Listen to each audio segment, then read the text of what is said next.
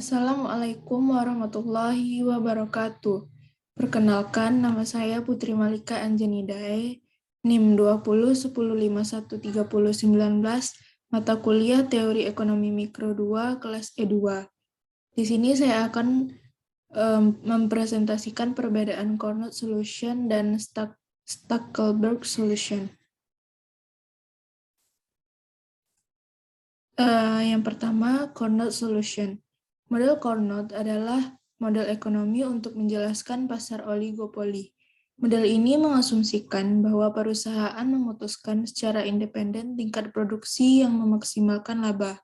Maksudnya di sini, mereka tidak tergantung berapa banyak yang pesaing produksi. Model ini dikembangkan oleh Augustin Carnot pada tahun 1938.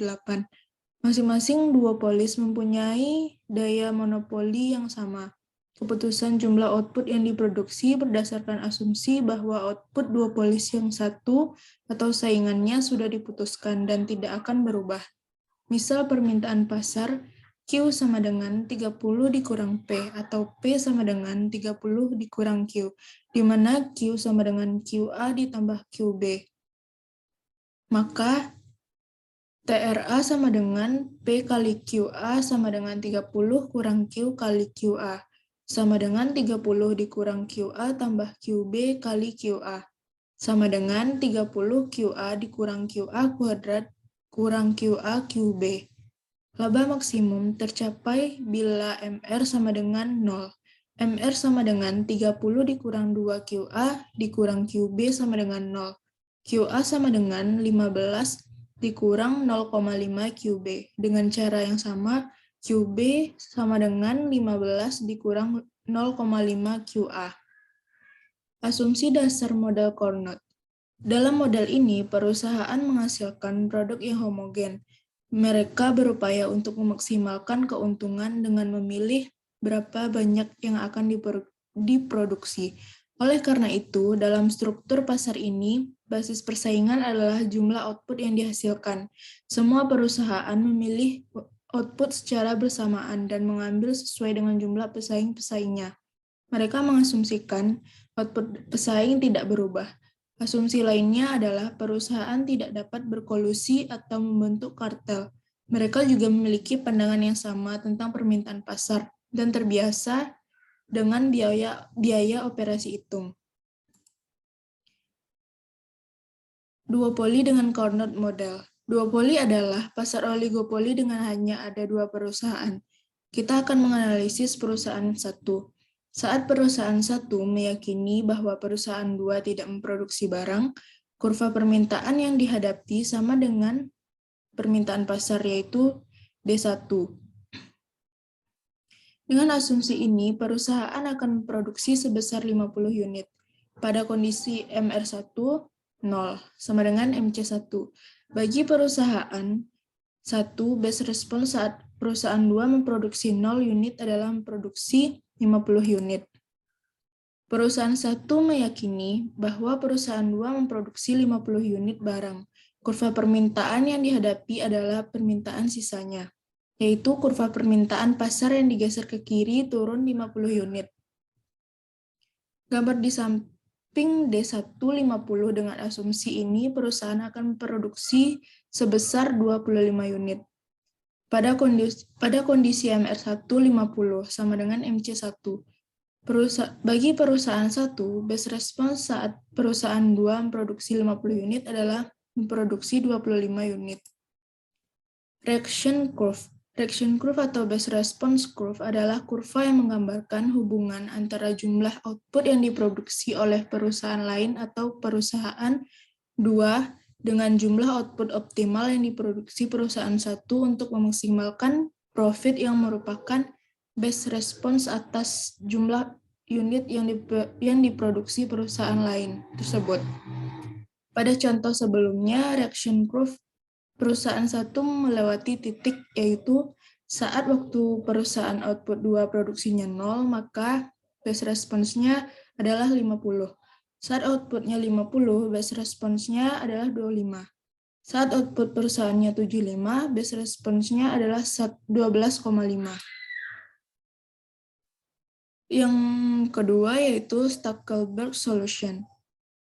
Model Stackelberg adalah model pengambilan keputusan strategi di mana perusahaan-perusahaan membuat keputusan secara berurutan.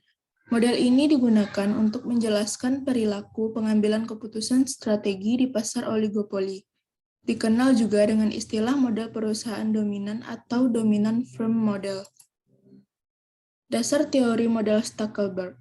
Model ini mengasumsikan satu perusahaan yang menjadi pemimpin pasar dan sisanya adalah pengikut. Pemimpin bertindak secara strategis, memilih strategi yang diharapkan reaksi yang diharapkan pengikut. Pengikut bertindak tidak melakukan strategi, bereaksi terhadap strategi pemimpin tetapi tidak mampu mengantisipasi reaksi pemimpin.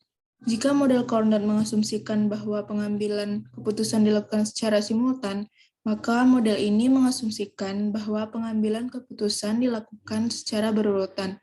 Pemimpin atau perusahaan yang dominan akan menentukan tingkat output yang memaksimalkan keuntungannya. Harga ditentukan dari kurva permintaan untuk produk-produk. Kemudian, masing-masing perusahaan pengikut menentukan jumlah mereka berdasarkan jumlah yang diberikan harga pasar. Dengan demikian, dalam pasar ini perusahaan dominan bertindak sebagai price maker, sedangkan pengikut bertindak sebagai price taker. Stackelberg Equilibrium.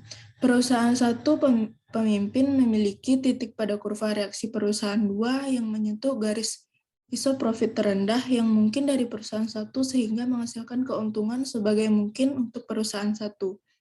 Kurva isoprofit perusahaan satu memiliki bentuk yang sama dengan kurva isoprofit perusahaan 2. Profit perusahaan satu dihubungkan dengan kurva isoprofit yang lebih rendah karena profit perusahaan satu akan meningkatkan karena penurunan output perusahaan 2. Perusahaan 2 bertindak sebagai follower yang berarti ia akan memilih output terpanjang kurva reaction function F2Y1.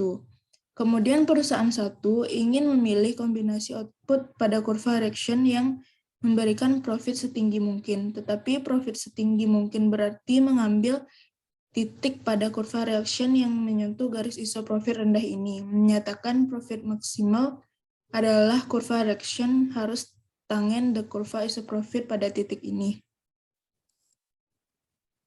Yang terakhir, perbedaan Cornett dan Stackelberg. Perbedaan antara equilibrium Cornett dan equilibrium Stackelberg adalah bahwa equilibrium Cornett dipilih sedemikian rupa, sehingga perusahaan memaksimalkan keuntungan mereka. Dalam equilibrium Stackelberg, hanya satu perusahaan yang memaksimalkan keuntungan mereka. Dengan kata lain, equilibrium Cornett adalah ketika perusahaan memilih sekuensial, dan equilibrium Stackelberg adalah ketika perusahaan memilih equilibrium secara bersamaan. Sekian dari saya. Apabila ada kesalahan, mohon dimaafkan. Wabillahi taufiq wal hidayah. Wassalamualaikum warahmatullahi wabarakatuh.